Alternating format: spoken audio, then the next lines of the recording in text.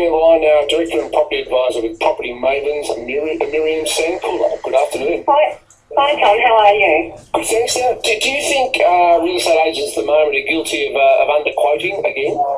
Look, definitely some do.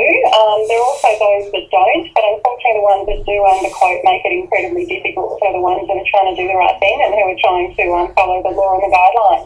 Is it possible, though, that we're just getting overexcited buyers at auctions? That, I mean, maybe the estate agent says, I think this house will sell for $600,000, but on the day you get 2 or 3 or 4 people furiously bidding against each other and the price just goes massively through expectations? Yeah, look, you'll always get that. You'll always get competition at an auction, and there may be people that are prepared to pay or overpay for a property, and genuine competition will come about at the point usually when a property is declared that the reserve has been met.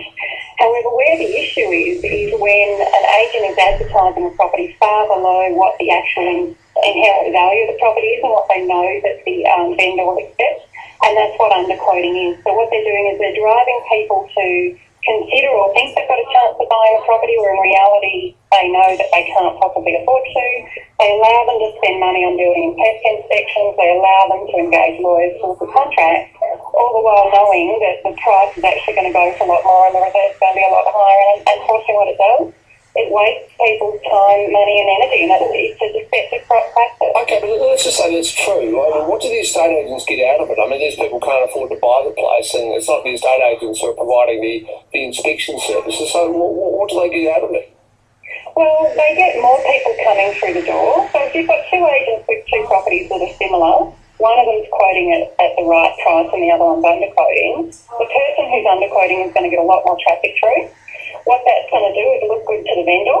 What it also means is they're going to try and sell those people a different property if in fact the one that they're looking at doesn't suit their purposes. They're also going to try and secure future listings or future sale listings out of it if those people are buying to upgrade and so forth. And they also work on the immediate engagement of the client, notwithstanding that people on average maybe only sell every 7 years. They're not thinking about 7 years down the track. They're looking at what can I get now based on the situation. But again, it's a deceptive and misleading practice, and we really need to bring about greater transparency and take real estate from being an industry into a profession. And you can only do that by changing the regulations, and that's why we've got a petition to try and seek support around this. Okay, so what exactly is the solution then, if indeed there is one?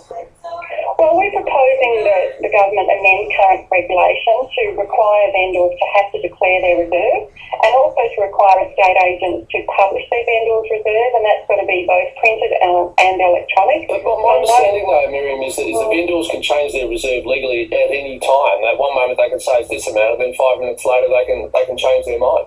Absolutely, and that's one part of the current problem. So people don't necessarily know where they stand, but by changing the regulations to require a vendor to have to declare their reserve at the time they list the property throughout the course of the campaign, then what they're doing is they're setting a minimum benchmark as to what they'll accept, but this still allows genuine buyers to come in, bid against or compete for that property, and they can still end up paying more than that minimum. But it means it's transparent and you get people who are genuinely interested in that property at that price point. And again, it doesn't mean that it's to the vendor's detriment because it still allows for competition. All right, Miriam Director and Property Advisor with Property Mavens, thank you for your time. Thank you very much, Tom. Have a nice afternoon. I've got to say, these conversations about underquoting and real estate agents being dodgy, every time the market goes up, the same accusations are made. I don't know. I think after you've been to a few auctions, if you're genuinely looking, you can get a pretty good sense of what prices should be doing. Liz, good afternoon. Oh, hi Tom. I went to an auction on the weekend where the price range was advertised as 400 to 440. When the bid was at 502 and a half, they declared it would be passed in if no further bids were made. Passed in? Yeah, So did it sell in the end? It did sell in the end. It went for, I think it was 517. But what you're saying is that the reserve was above 502, even though they said the estimated price range was 4 to 440. Correct. Well, that is what people want to get stamped out. As I understand it, there's supposed to be not more than a 10% gap between the reserve and the sort of printed price for the property, the estimated price.